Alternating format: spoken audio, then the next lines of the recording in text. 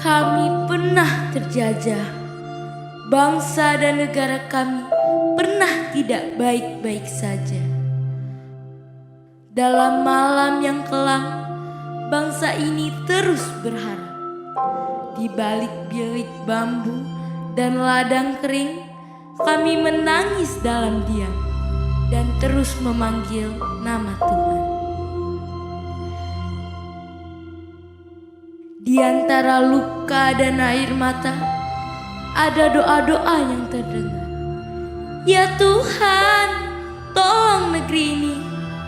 Dalam ketakutan, kami tetap percaya di balik segala yang terjadi masih ada harapan.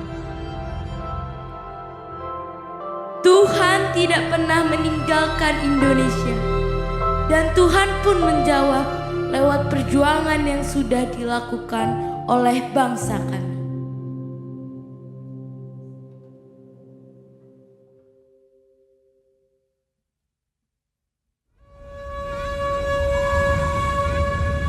Proklamasi. Kami, bangsa Indonesia, dengan ini menyatakan kemerdekaan Indonesia.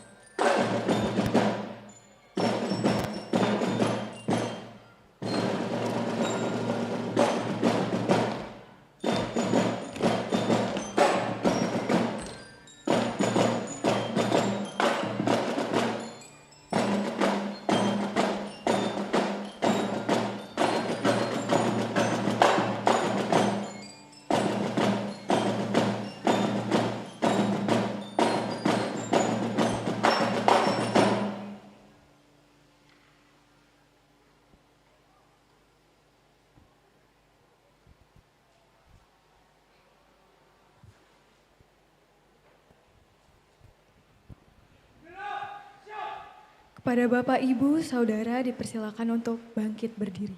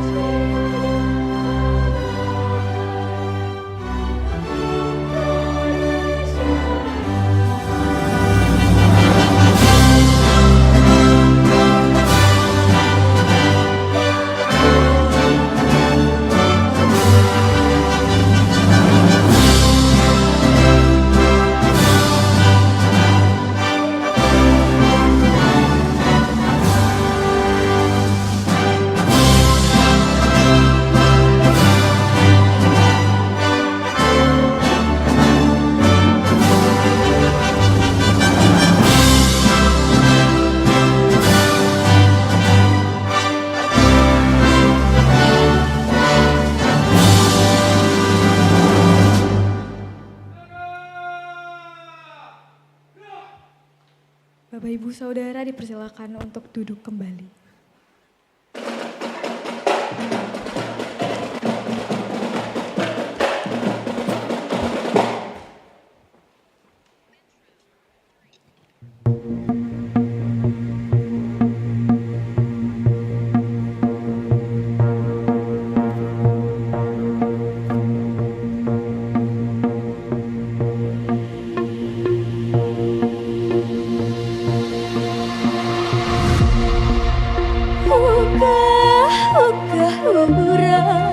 Saya diam,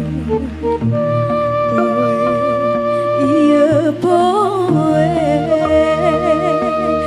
kemerdekaan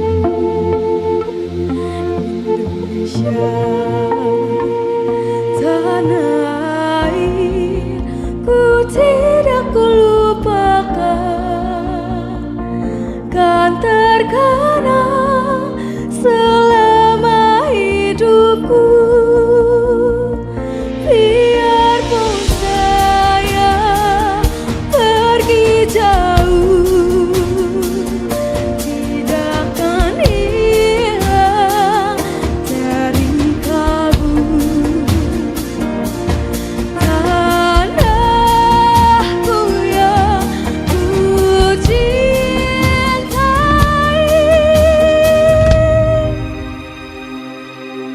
engkau ku hargai.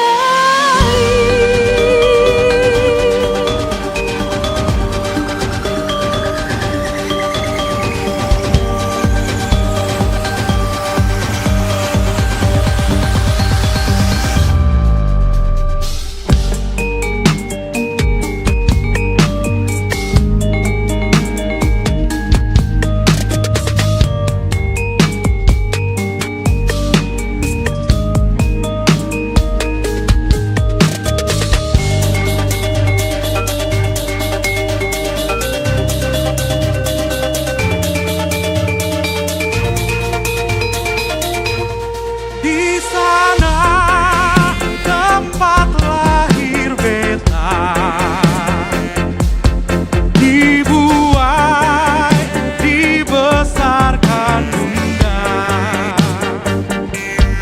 tempat berlindung di hari tua, sempat akhir menutup mata.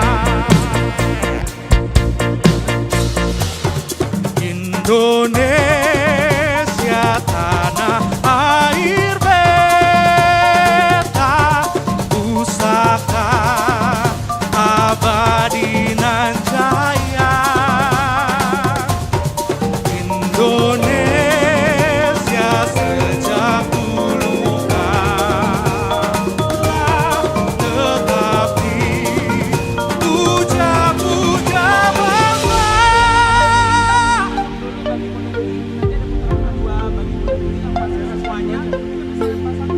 Hari ini kami berdiri dengan hati penuh syukur atas Indonesia. Merah putih bukan hanya warna, tapi cerita tentang keberanian, tentang perjuangan dan tentang persatuan. Kami anak-anak Tuhan punya mimpi yang besar atas Indonesia. Dan kami siap dipakai untuk menjadi berkat.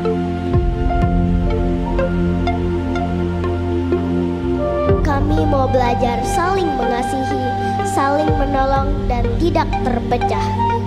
Kami percaya Indonesia akan kuat jika kami berjalan bersama. Indonesia adalah rumah bagi kami. Kami adalah satu tanah air, satu bangsa, satu Indonesia. Merdeka!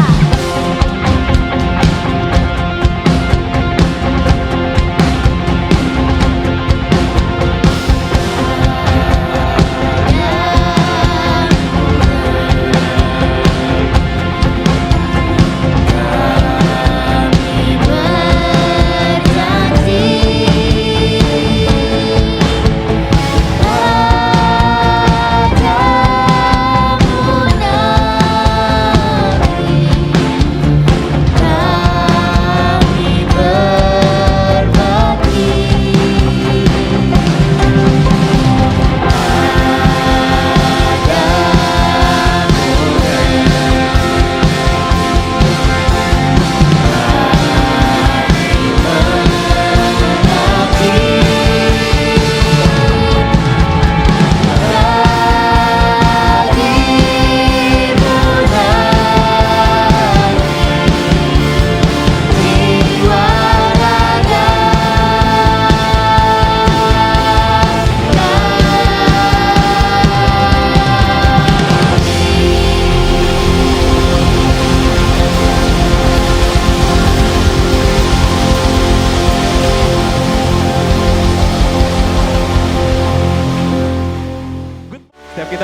bahwa kita punya Tuhan yang besar. Sebab dari itu masalah kita akan menjadi kecil di hadapan Tuhan. Mari sama-sama naikkan pujian ini. Gajah badannya besar, tapi matanya kecil. Bagi Yesus yang besar, Tidak ada. tidak ada yang mustahil. Sama-sama. Kodok mulutnya lebar, tapi badannya kecil. Bagi Yesus yang besar, masalahku jadi kecil, jadi kecil. Kasihnya Tuhan padaku tak pernah berubah. Kasihnya Tuhan padaku kekal selamanya.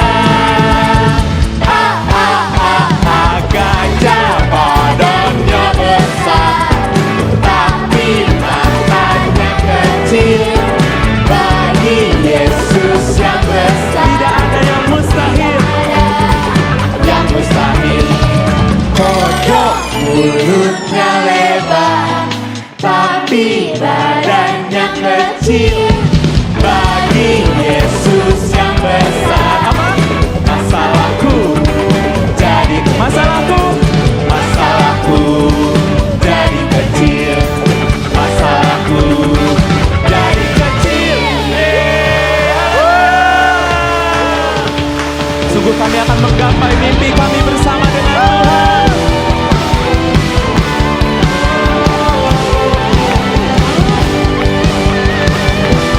Sama-sama naikkan pujian ini saudara.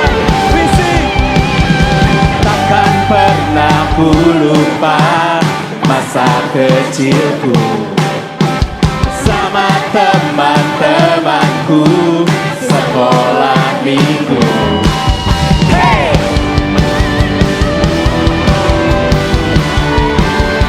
Sama-sama nyatakan.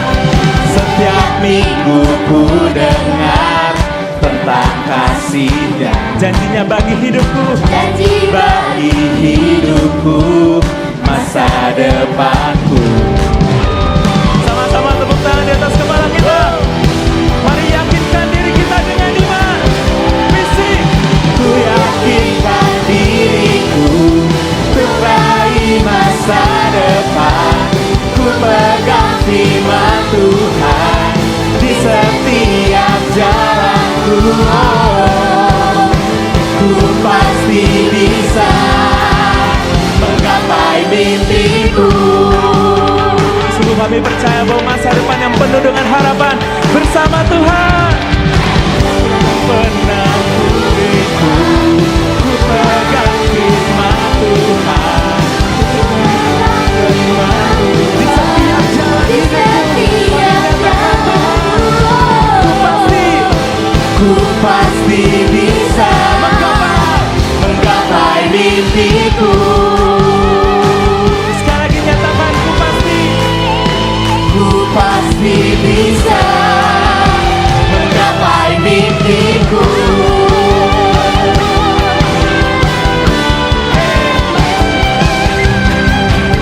Kita berikan sorak-sorai buat Tuhan kita. Haleluya. So hari ini kita merayakan hari kemerdekaan. Benar ya Bapak Saudara? Nggak salah kan ya harinya? Benar ya? Kita merayakan hari kemerdekaan bangsa Indonesia yang jatuhnya besok 17 Agustus gitu ya. Nah sebelum saya berbicara ke situ, boleh slide-nya ditampilin? Kita mau baca satu ayat. Jadi firman Tuhan hari ini disampaikan atas dasar ayat ini. Boleh ditampilkan slide-nya? Mazmur 133 ayatnya yang ke-1 dulu ya, kita bacain.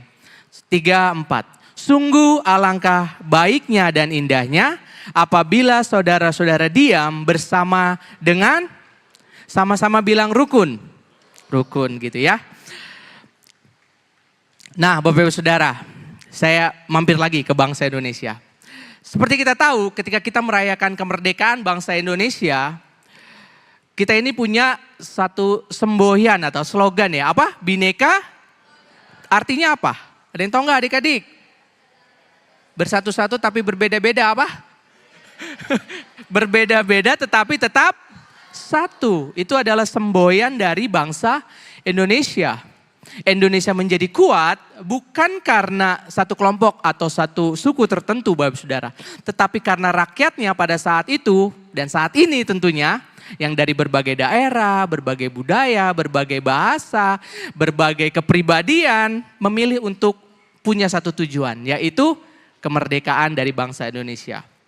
Prinsip yang sama Tuhan inginkan dalam keluarga kita Bapak Saudara. Firman Tuhan dalam 1 Korintus 12 ayat 12 bunyinya begini. Karena sama seperti tubuh itu satu dan anggota-anggotanya banyak. Bukankah sama? Bhinneka Tunggal Ika. Jangan-jangan Bhinneka Tunggal Ika dari firman Tuhan. 1 Korintus 12 ayat 12 ini berbicara. Bukan berarti di setiap keluarga itu harus semuanya sama gitu ya. Semua anggotanya punya peran yang berbeda. Punya kepribadian yang berbeda, punya karunia yang berbeda, punya cara berpikir yang berbeda. Sampai sini setuju? Kemudian yang kedua, tentunya dengan perbedaan itu, kita semua tetap penting. Kita semua punya peran, kita semua punya role dalam keluarga kita. Dan itu penting, gak ada yang lebih kurang penting, ini lebih penting enggak. Semua penting. Dan yang ketiga, selama kita bisa memperlengkapi setiap perbedaan tadi, sambil bisa saling mengisi gitu ya, untuk mencapai satu tujuan yang sama. Satu tujuan untuk menyenangkan hati Tuhan. Kalau bangsa Indonesia tadi bersatu, seluruh rakyatnya bersatu untuk satu tujuan, yaitu memerdekakan bangsa Indonesia. Kita anak-anak Tuhan, keluarga Tuhan, kita punya satu tujuan, yaitu menyenangkan hati Tuhan, semakin serupa dengan Kristus. Tapi masalahnya Bapak Saudara, hari ini banyak keluarga itu mungkin sudah tidak dekat, mungkin sudah tidak hangat, apalagi dengan kecanggihan teknologi gitu ya. Ketika pulang, seringkali yang ada bukan melihat istri, bukan melihat anak, melihat gadget atau handphone. Seringkali ada konflik yang tidak kelihatan, atau bahkan konfliknya udah kelihatan. Mungkin Bapak Saudara saat ini ada yang keluarganya sudah nggak ngobrol satu sama lain. Mungkin anak jarang pulang, mungkin yang parah gitu ya, mungkin suami istri sudah tidak seranjang. Bapak Saudara, untuk itu hari ini saya rindu untuk kita bisa sharing, kita boleh sama-sama belajar. Saya pun belajar Bapak Saudara tentang bagaimana membangun kembali persatuan di dalam keluarga. Supaya rumah kita menjadi tempat di mana setiap anggotanya, setiap anggota keluarga bisa bertumbuh, saling mengasihi dan berjalan bersama Tuhan. Sekarang bagaimana kita membangun persatuan itu? Sekali lagi kita kembali ke Alkitab karena yang benar adalah dasar firman Tuhan. Saudara jangan dengerin podcast terus bagaimana sih cara membangun hubungan harmonis. Tidak hanya mendengar itu, tapi sekali lagi kita back to the Bible. Part yang pertama saya mau bilang, karena kita lagi bahas buah-buah roh ya Bapak Saudara. Biarlah buah-buah roh ini menjadi kultur atau budaya gitu ya. Kalau Indonesia punya undang-undang dasar gitu ya, punya Pancasila. Biarlah keluarga kita punya buah-buah roh. Ada berapa? Masih ingat? Kita baca ya. Di Galatia 5, 22-23. Tetapi buah roh ialah kasih, sukacita, damai sejahtera, kesabaran, kemurahan, kebaikan, kesetiaan, kelemah lembutan, dan yang terakhir penguasaan diri. Nah yang pertama saya mau bilang, seperti yang waktu itu Pastor Mike juga bilang ya, kasih ini adalah yang paling penting. Makanya nomor satu, kita put as a foundation atau dasarnya atau strukturnya. Biarlah hubungan keluarga kita dilandasi dengan yang namanya kasih.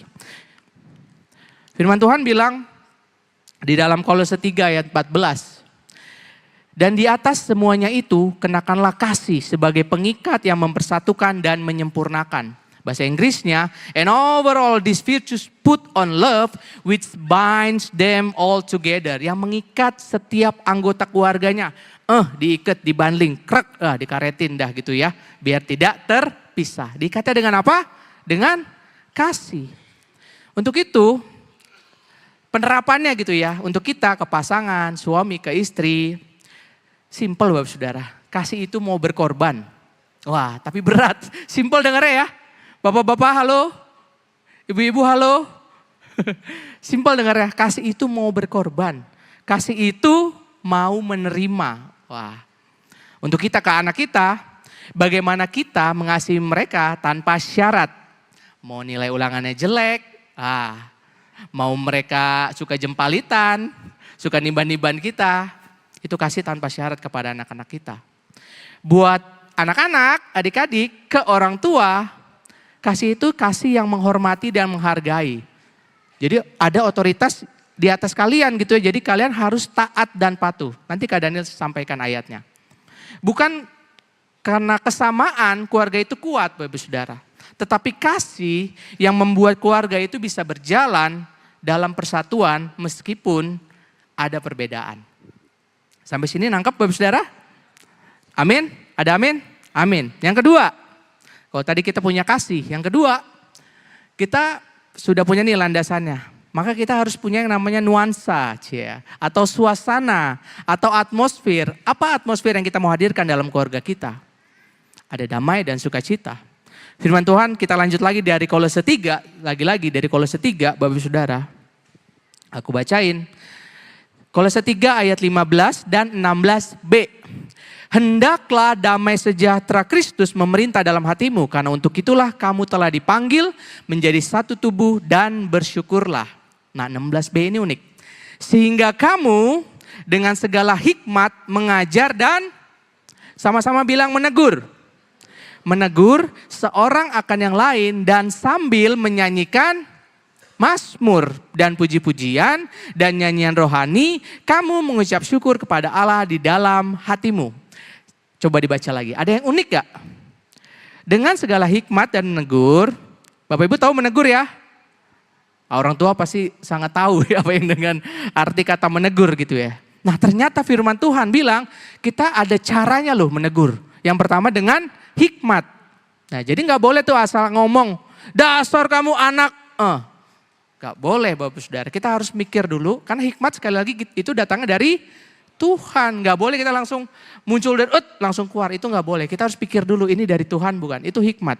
Nah yang unik di ayat ini, saya juga bingung Bapak Saudara. Ditulis menghikmat, mengajar dan menegur sambil. Kalau sambil ngapain? Berarti ketika kita menegur sambil, berarti berbarengan ya Bu. Gitu ya. Daniel makan sambil minum, keselak dia. Ya kan? Itu berarti dilakukan secara bersama-sama, betul. Dilakukan secara bersama-sama bukan bergantian, berarti berbarengan. Jadi ketika kita menegur, kita menyanyikan mazmur. Nah, tim PW coba gimana kalau negur anak sambil bermazmur bisa? Susah gak Bapak Saudara? Sambil nyanyi loh, mazmur itu apa? Kita nyanyi. Wahai anakku kiranya, wah bisa? Maaf suara saya pales. Bisa Bapak Saudara menegur dengan mazmur? Nah tapi firman Tuhan lagi-lagi simple. Kita menegur bukan, kamu nih salah melulu. Atau istri, kamu nih udah dibilangin berapa kali. Ya biasalah suami, biasa kupingnya gitu ya. Keluar kiri, keluar. Dengar kiri, keluar. Kiri lagi, belum nyampe kanan bahkan langsung ke kiri lagi ya Bapak Saudara. Kamu nih selalu salah gitu ya. Kamu nih gak pernah dengerin gitu ya. Nah coba yuk berdasarkan firman ini ketika kita menegur pakai hikmat, pakai mazmur. Nah bunyinya gini jadinya. Ma atau papa, aku sayang deh sama kamu. Harus bilang gitu karena tadi landasannya kasih itu dulu ya Bapak Ibu udah pada colek-colek. Aku sayang deh sama kamu. Itu dulu landasan dengan kasih. Yuk kita sama-sama belajar lagi dan bertumbuh dalam Tuhan. Yang tadi papa lakuin, yang tadi mama lakuin itu salah gitu. Kita sama-sama belajar ya, karena aku sayang kamu, sarang heo gitu ya. Dilandasi dengan kasih. Itulah apa yang dimaksud dengan menegur dengan mazmur Bapak Saudara. Berat membawa tema ini Bapak Saudara. Ini firman bermata dua ya Bapak Saudara. Karena saya juga sudah berkeluarga gitu. Ketika saya berbicara, aduh istri saya duduk paling depan lagi.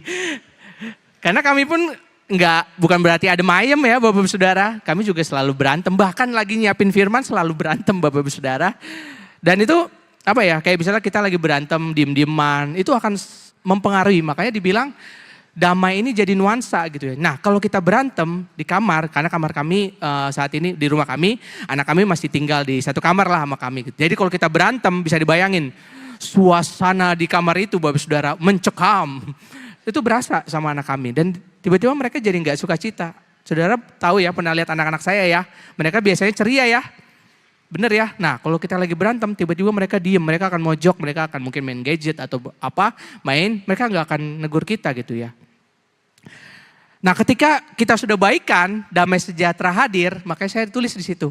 Ketika damai sejahtera dipulihkan, sukacita kembali. Ketika kita udah baikan, anak kami langsung deket gitu ya, langsung yuk main lagi gitu. Terus dia langsung mulai bercanda-bercanda lagi gitu ya. Damai sejahtera itu adalah suatu suasana yang bisa dirasakan Bapak Ibu Saudara. Kemudian selanjutnya, wow cepat sekali waktunya. Yang ketiga adalah kesabaran dan kemurah hatian. Biarlah ini menjadi praktek sehari-hari. Oh ada banyak, sorry belum ganti.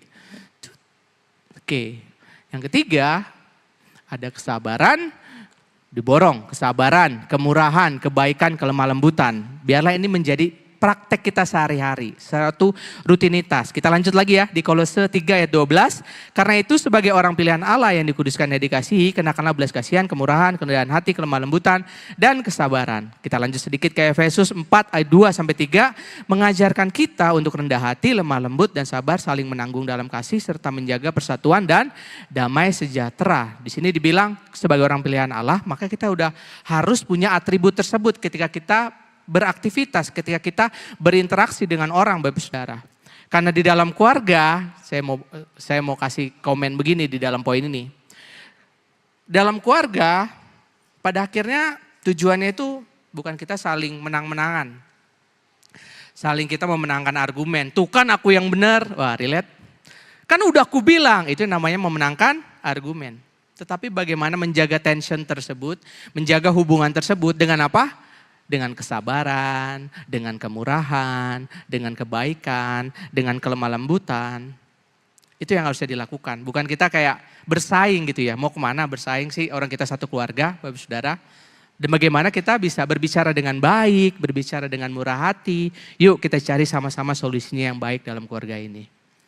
Itulah yang, dan ini saya tulis di part 3, ditulisnya daily. Daily itu harian Bapak Saudara. Nggak bisa cuma dilakukan sekali, terus besok enggak gitu. Daily itu berarti rutin, bicara rutinitas, bicara konsistensi Bapak Saudara. Nah, yang terakhir ini adalah kesetiaan dan penguasaan diri. Dan di situ saya tulis komitmen. Komitmen ini berbicara jangka panjang Bapak Saudara. Nah, Saudara notice nanti Bapak Saudara bisa baca Alkitabnya. Dari poin 1 sampai 3 tadi yang dari Kolose gitu ya. Itu perikopnya namanya manusia baru. Sama-sama bilang manusia baru. Jadi itu berbicara tentang diri kita sendiri gitu ya. Bagaimana kita memaintain diri kita sendiri. Bagaimana kita, apa yang harus kita keluarkan dari diri kita buat berinteraksi dengan orang. Nah yang poin keempat ini berbicara tentang relationship. Makanya ayatnya udah geser. Di Kolose 3. Ini ada yang bisa bacain perikopnya apa? Kolose 3 ayat 18. Ada yang bisa bacain? Bagaimana di dalam rumah tangga ya Bapak Saudara kita bisa memperlakukan anak dan istri kita. Hai istri-istri. Woi gitu dong kan saya panggil. Hai istri-istri. Tunduklah kepada suamimu. Gemeteran ini saya Bapak Saudara bacanya. Hai istri-istri, tunduklah kepada suamimu. Sebagaimana seharusnya di dalam Tuhan. Itu istri ke suami. Ayat 19. Hai semua suami. Woi. Kasihilah istrimu dan janganlah berlaku kasar terhadap dia. Ada amin? Bapak-bapak. Jangan berlaku. Harus mengasihi. Nah. Hai anak-anak. Hai, wah, paling kids paling enak deh. Taatilah orang tuamu dalam segala hal, karena itulah yang indah di dalam Tuhan. Udah habis ya? Belum ya? Masih ada ya? Hoi bapak-bapak. Kena 2 kali kita nih. Bapak-bapak, kena 2 kali. Janganlah sakiti hati anakmu. Supaya jangan tawar hatinya. Gimana sih kamu, kayak teman kamu dong juara 1. Tuh gimana tuh sih kamu bisa kalah main basket sama tetangga kita. Wah itu menyakiti anak gak? Itu menyakiti anak Bapak Saudara. Bukankah keempat ayat ini berbicara tentang dua buah roh ini, kesetiaan dan penguasaan diri. Ayat 18 tadi berbicara kesetiaan, tunduklah kepada suami itu kesetiaan. Terus yang ke-19 itu penguasaan diri, supaya kita jangan berlaku kasar sama istri kita. Ayat 20 balik lagi ke kesetiaan, taatilah bahkan sudah jelas gitu ya. Ayat 21 balik lagi ke penguasaan diri, supaya kita tidak menyakiti anak kita. Kesetiaan dibangun dari hal yang simpel Bapak Saudara. Hadir untuk keluarga kita, nah ini yang penting. Meluangkan waktu. Bapak-bapak kalau pulang maunya me time. Benar? Sama saya juga, saya udah capek pulang maunya duduk. Terus napasnya yang panjang. Benar bapak-bapak? Apalagi habis lewat TB Simatupang. Apalagi habis lewat apa? Semuanya kayak sekarang ya. Udah gak ada lagi ya. Apalagi udah lewat Margonda. Aduh. Maunya pulang langsung. Gitu ya bapak-bapak. Tapi luangkan waktu. Hadir untuk keluarga kita. Ibu-ibu juga sama. Aku tahu, aku belajar dari Miss Astrid kemarin gitu ya. Udah seharian capek gitu ya istri. Udah pulang. Maunya apa istri? Dengerin gitu ya. Mau curhat tuh istri kita. Habis berperang mereka sama anak kita seharian. Istri juga mau didengerin gitu ya. Nah kita harus hadir gitu ya Bapak Ibu. Saat terjadi konflik, yuk kita belajar untuk mengendalikan emosi gitu ya. Nah sekarang jika sudah keluarga berhasil nih menjalankan keempat tadi, sudah menjalankannya secara konsisten, sudah punya fondasi yang kuat, sudah punya suasana yang baik dalam keluarga gitu ya. Apa yang terjadi? Apa yang terjadi kita berkomitmen untuk tetap bersatu sebagai satu keluarga. Tidak ada yang terpecah gitu ya Bapak Saudara. Mazmur 103 lagi, balik ke ayat 1 dan 3 kali ini kita bacain ya.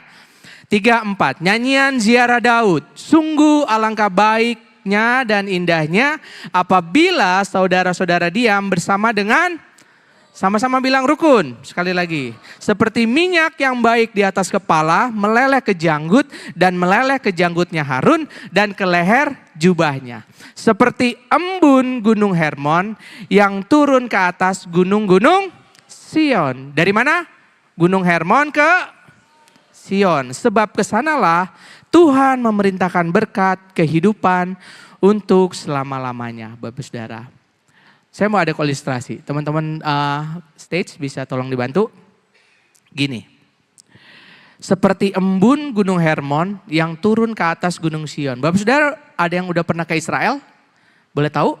Ada yang pernah ke Israel? Ya ibu udah pernah. Ada yang pernah ke gunung Hermon? Pertanyaan spesifiknya. Ada yang pernah ke gunung Hermon? Wah baru Ciwiga kayaknya ya. Makanya saya butuh fotonya. Nah tenang Bapak Saudara, saya bawa kita semua ke gunung Hermon. Weh ada ibu negara. Ini mama saya waktu beliau ke Gunung Hermon Bapak Saudara. Itu belakangnya apa Bapak Saudara? Itu bukan tepung ya, bukan tepung terigu ya Bapak Saudara. Itu salju. Jadi tempatnya rendah apa tinggi? Tinggi. Gunung Hermon itu berbicara tinggi, berbicara dingin gitu ya Bapak Saudara. Berbicara segar. Segar ya mama saya ya. Lebih kedinginan sih. Nah ke atas gunung-gunung Sion gitu ya. Nah saya mau kasih ilustrasi begini. Yang mana yang jadi Tuhan Yesus? Oke, ini jadi ada kainnya, ada buahnya tadi. Kainnya ada mana? Boleh? Tuhan Yesusnya boleh naik. Ada kainnya? Oke, kita main perosotan ya. Sekarang sekeluarga ngumpul di sini. Kainnya panjang nggak Kaisya? Panjang kainnya?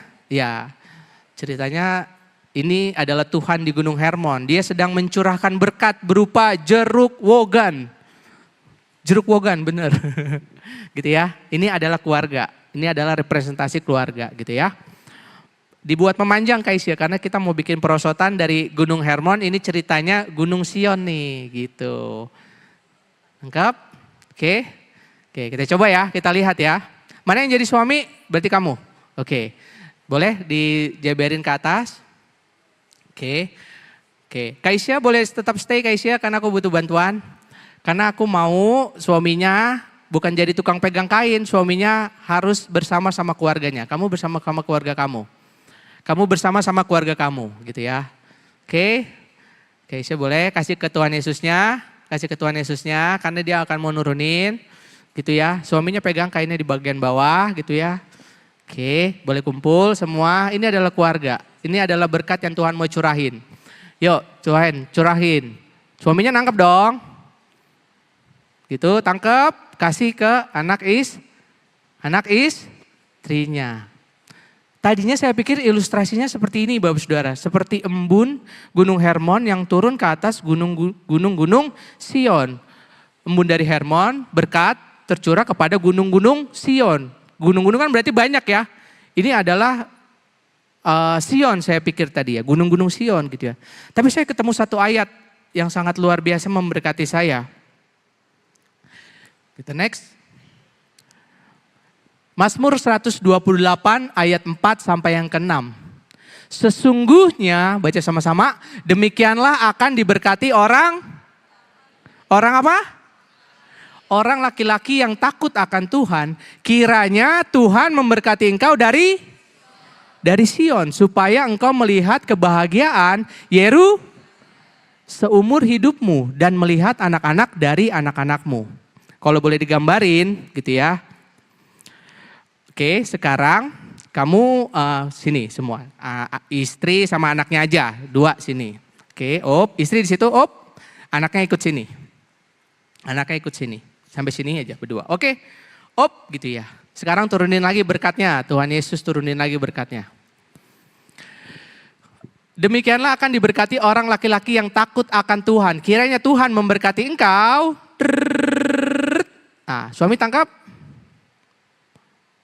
Berhenti di suami, ada jarak ya. Ada jarak ya. Ternyata Sion berbicara tentang gerbang Sion. Gerbang berarti sesuatu yang bisa ditutup, bisa dibuka. Kisahnya akan berakhir kalau gerbangnya tuh tutup. Tutup toko udah selesai, berkatnya habis di situ, bapak-bapak. Disinilah peran kita bapak-bapak. Peran kita adalah supplier, makanya kita dibilang adalah sumber, bener ya. Kita adalah pintu gerbang. Keluarga kita nggak akan diberkati kalau kita menutup gerbang itu. Keluarga kita nggak akan diberkati kalau kita sendiri tidak bisa menjadi berkat Bapak-Ibu Saudara. Nah makanya dibilang dengan indah ini adalah gerbang Sion. Supaya engkau melihat kebahagiaan di inilah Yerusalem. Jadi itu adalah pintu gerbang Sion sebelum kita masuk ke kota Yerusalem. Nah bapak-bapak, pak istrinya minta berkat, kasih istrinya. Berhenti situ. Ibu-ibu, apa tugas ibu-ibu? Membantu ayah, mensupport suami as a supplier. Nah, kamu sebagai seorang istri, kamu adalah tugasnya supply. Udah duluan. Karena harusnya kamu harus bagiin ke anak-anaknya. Saudara sampai sini nangkep? Saudara nangkep? Yang nangkep boleh bilang amin? Boleh berikan kemuliaan buat Tuhan? Di sini kita belajar betapa pentingnya peran dari setiap keluarga. Kalau suaminya nggak ada, berkatnya ketutup. Kalau istrinya yang nggak ada, ya berkatnya nggak kemana-mana karena ada gap. Coba kamu mundur. Udah, jeruknya makan berhenti di suaminya. Kalau anak-anak yang nggak ada, bapak-bapak, ibu-ibu, kalau anak kita nggak ada, kalau anak kita bahkan nggak pulang ke rumah kita, siapa yang mau kita berkatin? Ada amin? Semua nangkep? Amin. Nah untuk ini, amin. Thank you teman-teman. Boleh kembali. Boleh berikan tepuk tangan buat teman-teman yang sudah bantu. Nanti kita latihan lebih baik lagi ya. Saudara bisa bayangin kalau satu anggota aja hilang. Ayahnya hilang sebagai provider, sebagai pemberi supply, ayahnya hilang. Akan ada satu rantaian yang hilang gitu Bapak Saudara. Jadi hari ini pesan firman Tuhan sangat sederhana. Mazmur 133 ayat 1. Nyanyian Jera Daud, sungguh alangkah baik dan indah apabila saudara diam di dalam rukun. Saudara sebagai keluarga hidup rukun. Sejarahmu